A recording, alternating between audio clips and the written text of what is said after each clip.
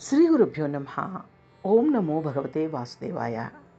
మాఘపురాణము 29వ అధ్యాయము. మాఘమాసమందు ఏకాదశి మహాత్యము, క్షీరసాగర మదనము. మాఘమాసం నందు నదీ స్నానం చేసి మాఘమాస వ్రతము ఆచరించిన వారికి అశ్వమేధ యాగము చేసిన ఫలము కలుగుతుంది. ఈ మాఘమాసంలో ఏకాదశి ఉపవాసం చేసి సత్ఫలితము పొందిన దేవతల కథలు వినండి. పూర్వకాలమందు దేవతలు రాక్షసులు క్షీరసాగమును మదించి అమృతమును పొందవలనని అభిప్రాయం కలిగి మందర పర్వతమును కవ్వముగా, వాసుకి అను సర్పమును త్రాడుగా చేసుకుని క్షీరసాగమును మదించసాగారు. తలవైపు రాక్షసులు, తోకవైపు దేవతలు ఉండి మదిస్తూ ఉండగా మొదట పుట్టిన లక్ష్మీదేవిని విష్ణుమూర్తి భార్యగా స్వీకరించాడు. తరువాత ఉచ్చైశ్రవము అనగా గుర్రము, కామధేనువు, కల్పవృక్షము ఉద్భవించగా వాటిని విష్ణుమూర్తి ఆదేశముపై దేవేంద్రుడు భద్రపరిచాడు. మరలా పాలసముద్రమును మదించగా లోకభీకరమైన ఘనమైన తేజస్సుతో ఉండే అగ్నితుల్యమైన హాలాహలము పుట్టింది. ఆ హాలాహల విషజ్వాలలతో సమస్త లోకములు కాలిపోతున్నాయి. దేవతలు రాక్షసులు భయపడి పారిపోయి సర్వేశ్వరుని శరణ కోరగా భోళాశంకరుడగు సాంబశివుడు వారిని కరుణించి వెంటనే ఆ కాలకుట విషమును తన కంఠమునందు బంధించాడు. కాలకుట విషమును పానం చేసినందువలనే శివుని కంఠము నీలముగా మారి ఆనాటి నుండి నీలకంఠుడని పేరు వచ్చింది. మళ్ళీ దేవదానవులు అమృతం కోసం పాలసముద్రమును మదించగా అమృతము పుట్టింది. ఆ అమృతము కొరకు వారిరువురు తగులాడుకొనసాగారు.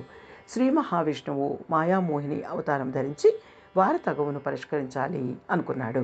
మాయామోహిని అందచందాల్లో మేటి. ఆమె అందమునకు సరితూగు స్త్రీలు ఎవరూ లేరు. జగన్మోహిని అయిన ఆమె అతిలోక సౌందర్యవతి. తన మాయామోహన రూపంతో అందరినీ ఆకర్షించగల అద్భుత సౌందర్య రాశి. ఆమె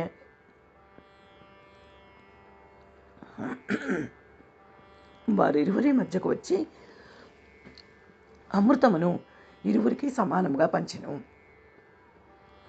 ఎందుకీ తెగని తగవులాట? మీరందరూ ఒక వరుస క్రమంలో నిలబడితే అందరికీ అమృతం పంచుతాను, మీకు ఇష్టమేనా అన్నది.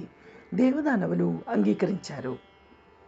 ఆమె అద్భుత సౌందర్యమునకు పరవశించి రాక్షసులు కూడా మారు మాట్లాడలేదు. దేవతలందరూ ఒక వరుసలోనూ, రాక్షసులందరూ మరొక వరుసలోనూ నిలబడ్డారు. జగన్మోహిని 2 భాండములను తీసుకుని ఒక భాండమునందు సురను, మరొక దాని యందు అమృతమును నింపి నర్తిస్తూ, మూర్పిస్తూ, మైమర్పిస్తూ, తన వయ్యారపు నడకలతో చిరునవ్వులు చిందిస్తూ రాక్షసులను ఊరిస్తూ వారికి తెలియకుండా సురను రాక్షసులకు అమృతమును దేవతలకు పోయసాగింది. మందభాగ్యులైన రాక్షసులు ఇదేమి గమనించకుండా ఆమె అద్భుత సౌందర్యమునకు మురిసిపోతూ పరవశింపసాగారు. ఈ విధంగా రాక్షసులను తన వలపు వయ్యారములతో ఊరిస్తూ సురను మాత్రమే పోస్తోంది. ఈ విషయం గమనించిన రాహుకేతువులు మాయాదేవతలుగా మారి దేవతల పంక్తిలో కూర్చొని అమృతాన్ని పానం చేశారు.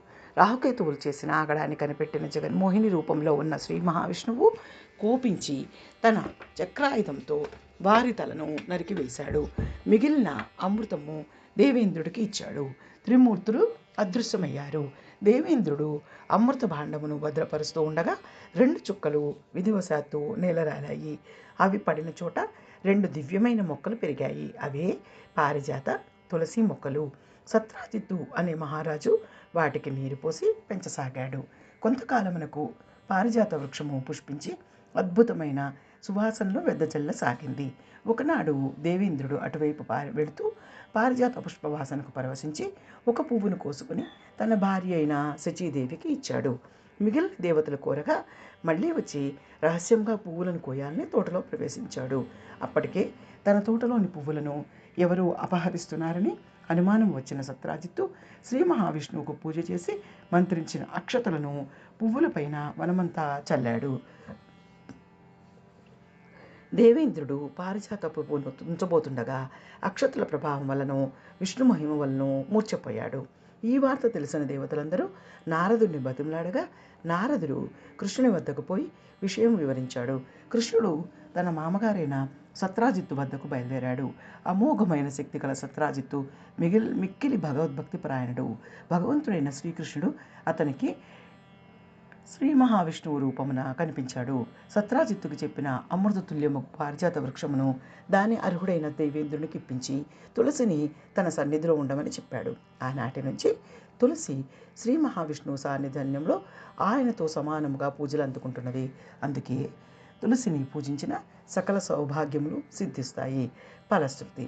సూత మహర్షి సౌనకాది మునులతో, మహర్షులారా, వశిష్ఠుడు వారు దిలీపునకు తెలియచేసిన మాఘమాస మహత్యము, మాఘ స్నాన మహిమను మీకు వివరించాను. మీరు తలపెట్టిన పుష్కర యజ్ఞం కూడా పూర్తి కావచ్చింది.